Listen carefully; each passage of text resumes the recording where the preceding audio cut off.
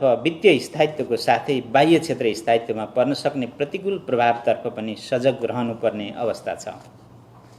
राष्ट्रिय तथा अन्तर्राष्ट्रिय आर्थिक स्थिति एवं परिदृश्यलाई दृष्टिगत गर्दै कोभिड-19 संक्रमणको दोस्रो लहर कायम रहेको अवस्थामा नेपाल राष्ट्र ब्याङ्क ऐन 2058 को व्यवस्था बमोजिम आर्थिक वर्ष 2078-79 को मौद्रिक नीति तर्जुमा गरिएको छ। सरकारको साझा न्यूनतम कार्यक्रम, नीति तथा प्राथमिकता, देशको वर्तमान आर्थिक अवस्थाको जानकारी 2078 एवं यस ब्याङ्कको तेस्रो रणनीतिक योजनालाई समेत मौद्रिक नीति तर्जुमाको आधारको रूपमा लिएको छ। मौद्रिक नीति तर्जुमा गर्दा सरकारवालाबाट प्राप्त राय सुझावलाई यथेष्ट ध्यान दिइएको छ।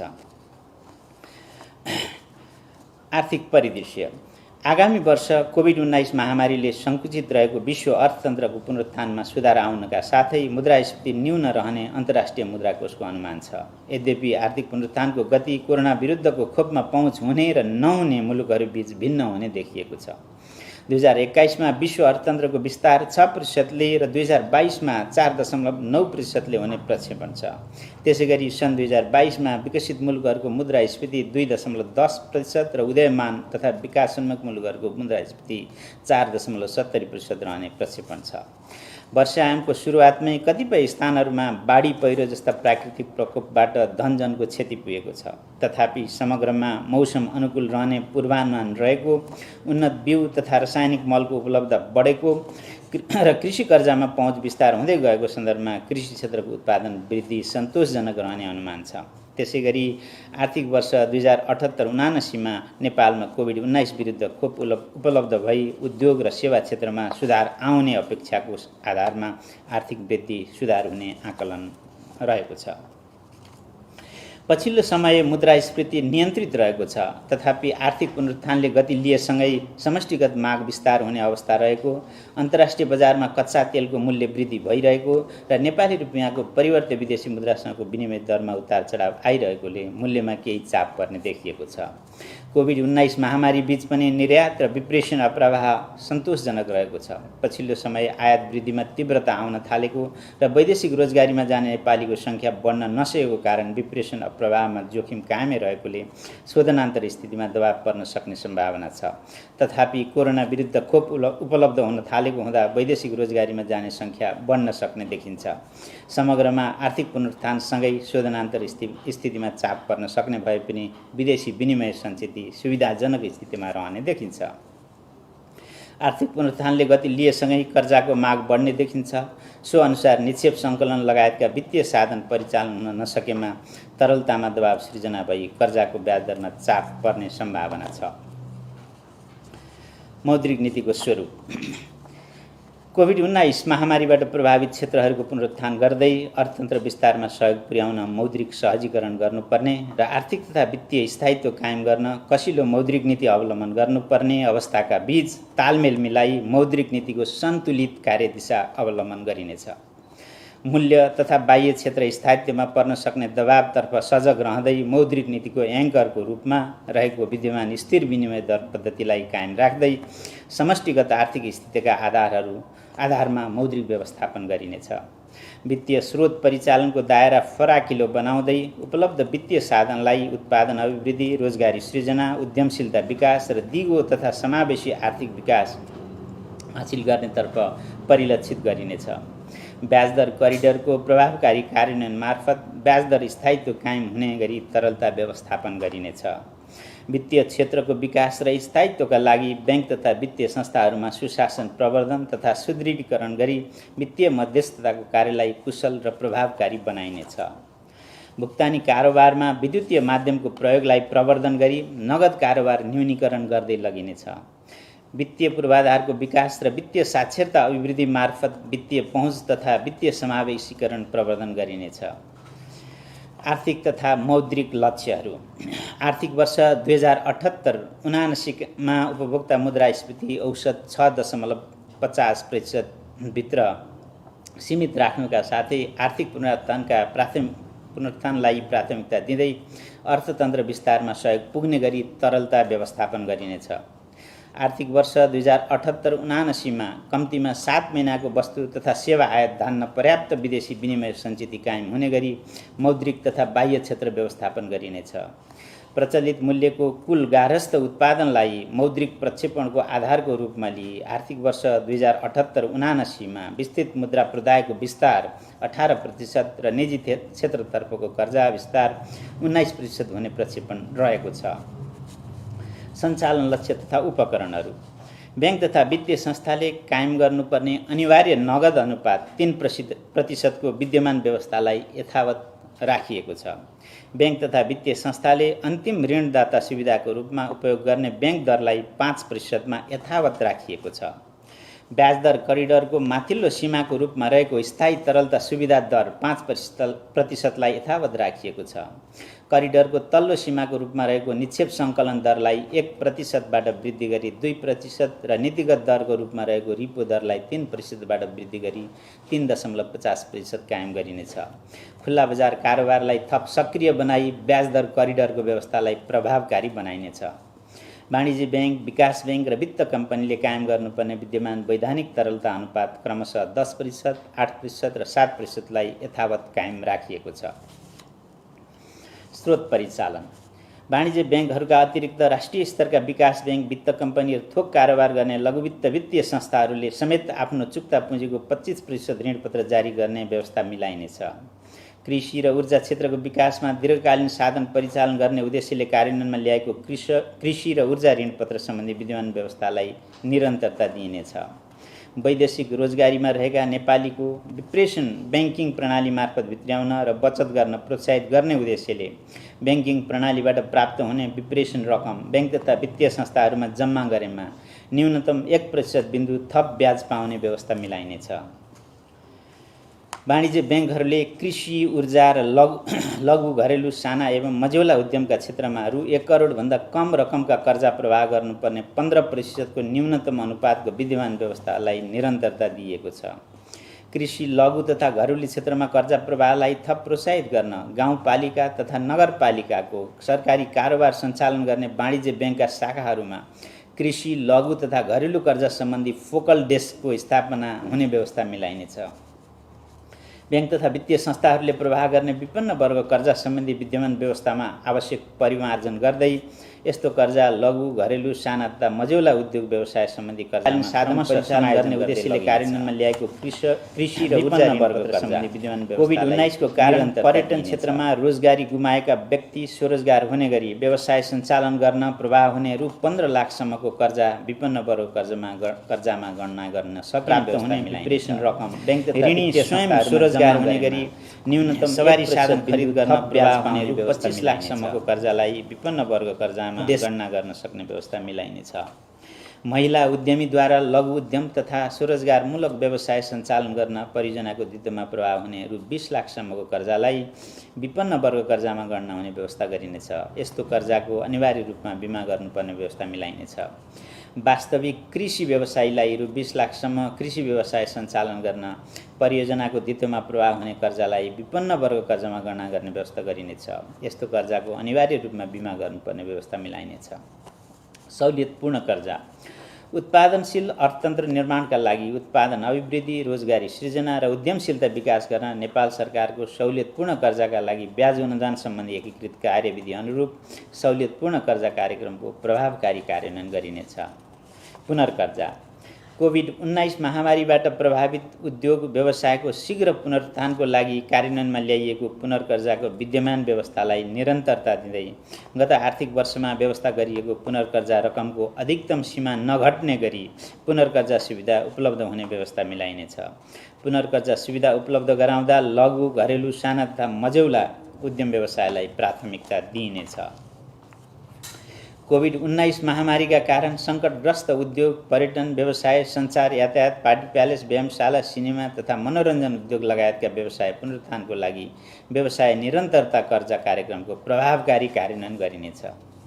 कर्जा अवधि थप पुनर्संरचना तथा पुनर्तालिकीकरण।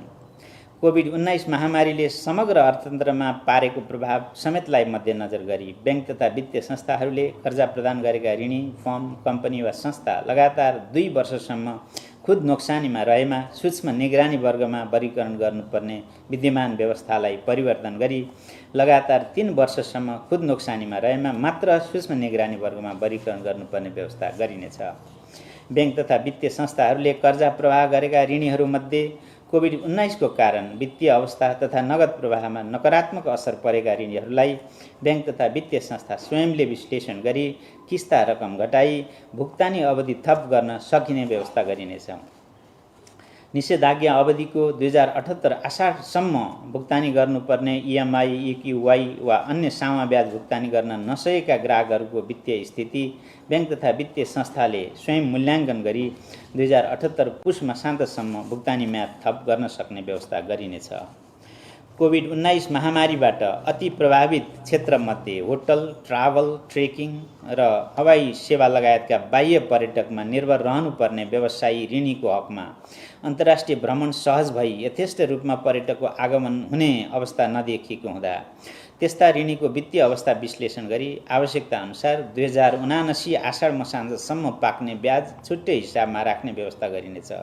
यस्तो रकममा थप हर्जना र पेनल ब्याज नलाग्ने व्यवस्था मिलाइनेछ। कोभिड-19 महामारीबाट अति प्रभावित क्षेत्रमध्ये रेस्टुरेन्ट, पार्टी प्यालेस, सार्वजनिक यातायात, शिक्षण संस्था र मनोरञ्जन व्यवसायका ऋणीले 2078 पुससम्म भुक्तान गर्नुपर्ने सामा तथा ब्याज दायित्वको समयावधि 1 वर्षसम्म थप गरी कम्तीमा 4 किस्तामा भुक्तानी गर्न सक्ने व्यवस्था गरिनेछ। यो व्यवस्था कोभिड-19 महामारीका कारण नगद प्रवाह अवरुद्ध भएका लघु, घरेलु, साना तथा मझौला व्यवसायमा समेत लागू हुनेछ। कोभिड-19बाट अति प्रभावित पर्यटन, चलचित्र, पार्टी प्यालेस, सार्वजनिक यातायात तथा शिक्षा क्षेत्रमा प्रभावको कर्जा बैंक तथा वित्तीय संस्थाले मूल्याङ्कन गरी 2078 पुष मसान्तसम्म पुनर्संरचना तथा पुनर्तालिकीकरण गर्न सक्ने व्यवस्था मिलाइनेछ। कोभिड-19बाट अति प्रभावित सार्वजनिक यातायात सञ्चालन, मर्मत सम्हारका लागि बैंक तथा वित्तीय संस्थाले प्रति सवारी साधन रु 2 लाखसम्म थप कर्जा प्रदान गर्न सक्ने व्यवस्था मिलाइनेछ। बैंक तथा वित्तीय संस्थाहरूले 2079 असार मसान्तसम्म कर्जा निक्षेप अनुपात अधिकतम 90% कायम गर्नुपर्ने व्यवस्था गरी विद्यमान कर्जा स्रोत परिचालन अनुपात CCD रेसियो सम्बन्धी व्यवस्था खारेज गरिनेछ। पुँजीकोष र पुँजीकोषको अङ्गको रूपमा रहेका ऋणपत्र बाहेकका ऋणपत्र र सापट्टीलाई उपरोक्त बमोजिमको कर्जा निक्षेप अनुपातमा समायोजन गर्न सकिने व्यवस्था गरिनेछ। बैंक तथा वित्तीय संस्थाले रु 1 अर्बभन्दा बढीको कर्जा लगानी गर्दा अनिवार्य रूपमा स्वामित्वकरणमा जानुपर्ने व्यवस्था रहेकोमा त्यस्तो सीमा वृद्धि गरी रु 2 अर्ब पुर्याइनेछ। ब्रडब्यान्ड प्रवर्धन गरी सर्वसाधारणमा इन्टरनेट पहुँच पुर्याउने गरी दुर्गम स्थानमा सेवा पुर्याउने इन्टरनेट सेवा प्रदायक संस्थाहरूलाई विशेष पुनर्कर्जा उपलब्ध गराइनेछ। वाणिज्य बैंकहरूले 2078 आषाढ मसान्तमा कायम गर्नुपर्ने गरी तोकिएको क्षेत्रगत कर्जा अनुपात कोभिड-19 को असरलाई दृष्टिगत गरी 2079 आषाढ मसान्तसम्मको लागि तोकिएको कर्जा अनुपात एकमुष्ट रूपमा पूरा गरे हुने व्यवस्था गरिनेछ। ब्याज पुँजीकरण गर्न यस बैंकबाट पूर्व स्वीकृति प्राप्त ग्रेस अवधिमा रहेका निर्माणाधीन आयोजनामा प्रभावित कर्जाको 2079 आषाढ मसान्तसम्म पाएको ब्याज पुँजीकरण गर्न सकिने व्यवस्था गरिनेछ। फलफुल, मसला, जडीबुटी लगायतका दीर्घकालीन कृषि परियोजनामा प्रवाह हुने कर्जाको ग्रेस अवधिमा पाकेको ब्याजलाई बैंक तथा वित्तीय संस्थाले पुँजीकरण गर्न सक्ने व्यवस्था मिलाइनेछ। नेपाल सरकारबाट महामारी जन्य रोगको उपचारको लागि मान्यता प्राप्त खोप उत्पादन गर्ने उद्योग स्थापना गर्न बैंक तथा वित्तीय संस्थाहरूबाट आधार दरमा कर्जा उपलब्ध हुने व्यवस्था मिलाइनेछ। बैंक तथा वित्तीय संस्थाहरूबाट शेयर धितोमा प्रवाह हुने मार्जिन प्रकृतिको कर्जामा तोकिएको विद्यमान कर्जा धितो मूल्य अनुपात यथावत कायम गरिएको छ। बैंक तथा वित्तीय संस्थाहरूबाट शेयर धितोमा प्रवाह हुने मार्जिन प्रकृतिको कर्जा जोखिम न्यूनीकरण गर्दै साना लगानीकर्ताहरूको पहुँच अभिवृद्धि गर्ने अभिप्रायले यस्तो कर्जा एक व्यक्ति वा संस्थाले एक वित्तीय संस्थाबाट अधिकतम रु 4 करोड र समग्र वित्तीय प्रणालीबाट अधिकतम रु 12 करोडसम्म मात्र लिन सक्ने व्यवस्था मिलाइनेछ। ऋणीले उक्त सीमाभन्दा बढी कर्जा उपभोग गरिरहेको अवस्थामा यस्तो कर्जा नियमित गर्न उपयुक्त समय सीमा प्रदान गरिनेछ। विद्युतीय सवारी साधन खरिदको लागि कायम गरिएको कर्जा धितो अनुपातको विद्यमान सीमा यथावत कायम राख्दै यस्ता सवारी साधनको लागि आवश्यक चार्जिङ स्टेसन स्थापनाको लागि प्रवाह हुने कर्जामा पुनर्कर्जा उपलब्ध हुने व्यवस्था मिलाइनेछ। अस्पताल नभएका स्थानीय तहमा 100 बेडसम्मको अस्पताल स्थापना गर्न बैंक तथा वित्तीय संस्थाहरूबाट सहज रूपमा कर्जा प्रवाह हुने व्यवस्था मिलाइनेछ। प्राविधिक तथा व्यावसायिक तालिम प्रदान गर्ने संस्थाहरूलाई बैंक तथा वित्तीय संस्थाहरूबाट सहज रूपमा कर्जा उपलब्ध हुने व्यवस्था मिलाइनेछ। बैंक तथा वित्तीय संस्थाहरूको पुँजीको आधार दरिलो बनाई जोखिम वहन क्षमता सुदृढ तुल्याउन बैंक तथा वित्तीय संस्थाहरू एक आपसमा स्वस्फूर्त रूपमा गाभिने तथा प्राप्ति प्रक्रियामा सहभागी हुन थप प्रोत्साहित गरिनेछ। बैंक तथा वित्तीय संस्थाहरूले कायम गर्नुपर्ने कर्जा र निक्षेपको ब्याज दर अन्तरको विद्यमान व्यवस्थालाई यथावत कायम गरिएको छ। आधार दर गणनाको विद्यमान विधिलाई पुनरावलोकन गरिनेछ। बैंक तथा वित्तीय संस्थाहरूले कर्जाको ब्याज दर निर्धारण गर्दा आधार दरमा थप गर्ने प्रिमियम दर संस्था आफैले निर्धारण गर्न सक्ने व्यवस्थालाई निरन्तरता दिएको छ। तर उद्यम व्यवसाय सञ्चालन गर्न रु 1 करोड वा सोभन्दा कम ऋण उपयोग गर्ने ऋणीको हकमा आधार दरमा अधिकतम 2% बिन्दुले मात्र प्रिमियम थप गर्न सक्ने व्यवस्था मिलाइनेछ। बैंक तथा वित्तीय संस्थाहरूले प्रवाह गर्ने अधिविकर्ष कर्जा लगायत चालु पुँजी कर्जालाई थप पारदर्शी तथा प्रभावकारी बनाउन चालु पुँजी कर्जा सम्बन्धी मार्गदर्शन जारी गरिनेछ। बैंक तथा वित्तीय संस्थाहरूका सहायक कम्पनीहरूको एकीकृत सुपरिवेक्षणलाई प्रभावकारी बनाउन अन्य नियामक एवं सरोकारवाला निकायहरूसँग समन्वय गरिनेछ। बचत तथा ऋण सहकारी संस्थाहरूको नियामकीय निकायहरूको नियमन तथा सुपरिवेक्षण क्षमता अभिवृद्धि गर्न आवश्यकता अनुसार नीतिगत समन्वय र प्राविधिक सहायता उपलब्ध गराइनेछ। बैंक तथा वित्तीय संस्थाले ग्राहकलाई कालो सूचीमा राख्ने विद्यमान व्यवस्था पुनरावलोकन गरिनेछ। बैंक तथा वित्तीय संस्थाहरूको संस्थागत सामाजिक उत्तरदायित्व खर्च व्यवस्थित गर्न मार्गदर्शन जारी गरिनेछ।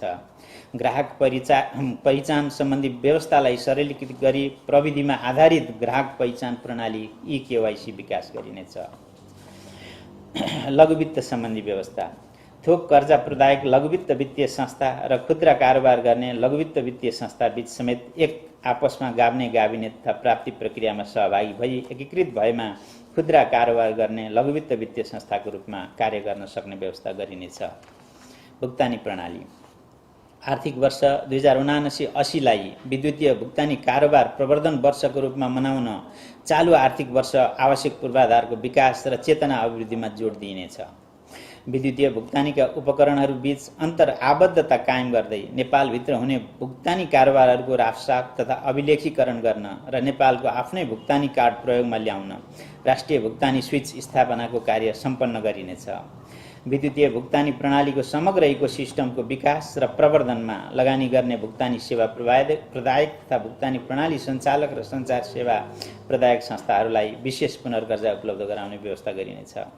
विद्युतीय भुक्तानी कारोबारको प्रवर्धनका लागि विभिन्न माध्यमहरूबाट हुने भुक्तानी कारोबारको सीमा पुनरावलोकन गरिनेछ। विद्युतीय भुक्तानी कारोबारमा लाग्ने शुल्कलाई उपयुक्त स्तरमा कायम गर्न नीतिगत व्यवस्था गरिनेछ।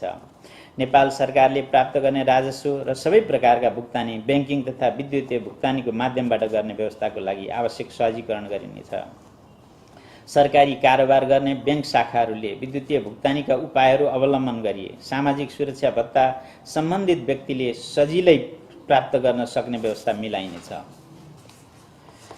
भुक्तानी सेवा प्रदायक र भुक्तानी प्रणाली सञ्चालक संस्थाहरूले 2078 आषाढ मसान्तसम्म गर्नुपर्ने न्यूनतम कारोबार र पुर्याउनुपर्ने ग्राहक सङ्ख्या कोभिड-19 संक्रमणलाई दृष्टिगत गरी 2079 आषाढ मसान्तसम्म पुर्याउनुपर्ने गरी समय थप गरिएको छ।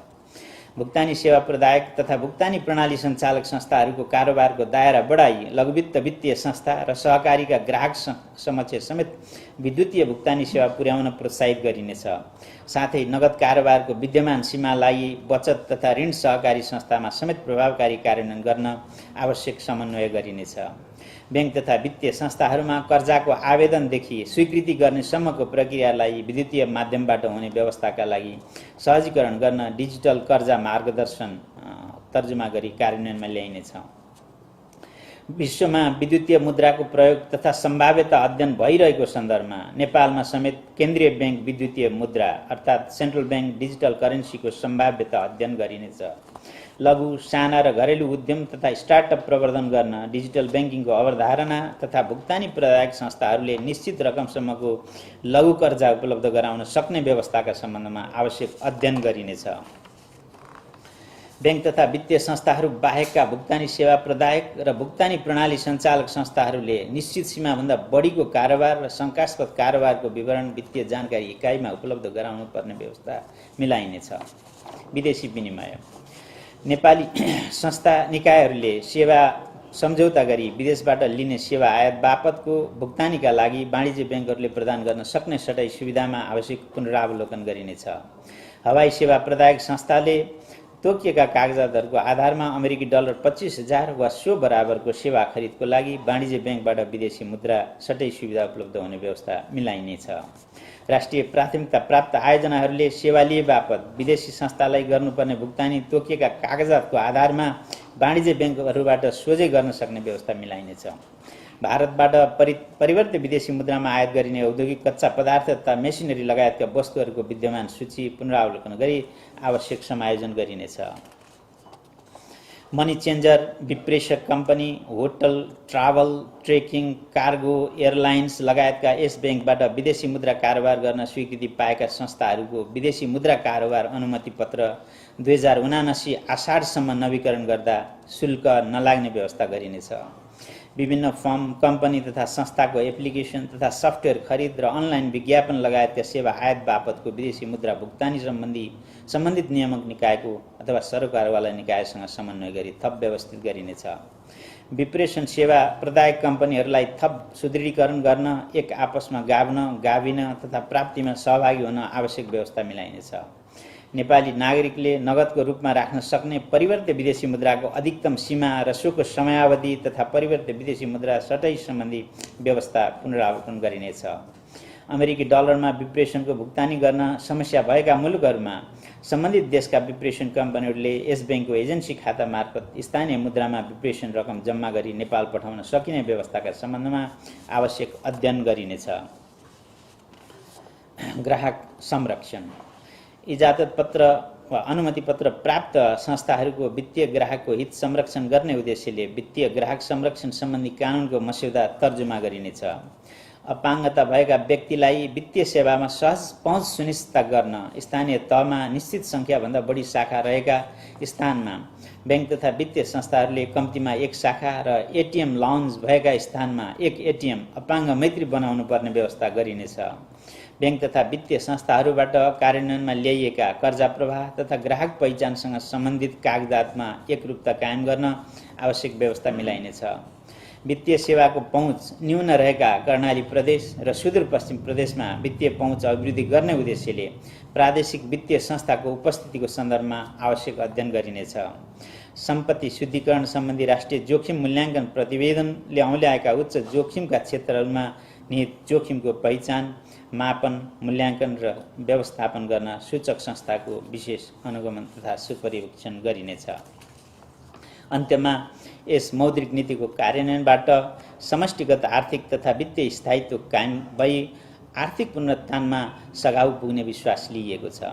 वित्तीय स्रोत परिचालनको दायरा फराकिलो हुँदै उपलब्ध वित्तीय साधन उत्पादन अभिवृद्धि, रोजगारी सृजना, उद्यमशीलता र दिगो आर्थिक विकास हासिल गर्नतर्फ परिलक्षित भई उत्पादनशील अर्थतन्त्र निर्माणमा समेत सहयोग पुग्ने विश्वास रहेको छ।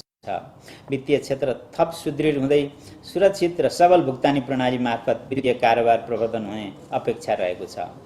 कोभिड-19 संक्रमणको निरन्तरताले उत्पन्न गरेको अनिश्चितता बीच चालु आर्थिक वर्षको मौद्रिक नीति जारी गरिएको छ। अर्थतन्त्रमा विकसित समष्टिगत आर्थिक तथा वित्तीय स्थिति अनुरूप मौद्रिक उपाय र नियामकीय व्यवस्थाहरूलाई समय सापेक्ष र गतिशील बनाउन मौद्रिक नीतिको त्रैमासिक समीक्षा गरिनेछ। प्रस्तुत मौद्रिक नीति तर्जुमाको क्रममा महत्त्वपूर्ण सुझाव दिई सहयोग पुर्याउनु हुने नेपाल सरकार, ब्याङ्क तथा वित्तीय संस्था, व्यावसायिक सङ्घ संस्था, विद्वत वर्ग, अन्तर्राष्ट्रिय विकास साझेदार, सञ्चार माध्यम लगायत सबैमा नेपाल राष्ट्र ब्याङ्क हार्दिक आभार व्यक्त गर्दछ। मौद्रिक नीतिमा भएका व्यवस्थाहरूको कार्यान्वयनमा सदाझैँ सबैको सहयोग प्राप्त हुने यस ब्याङ्कको विश्वास रहेको छ। धन्यवाद। नमस्कार।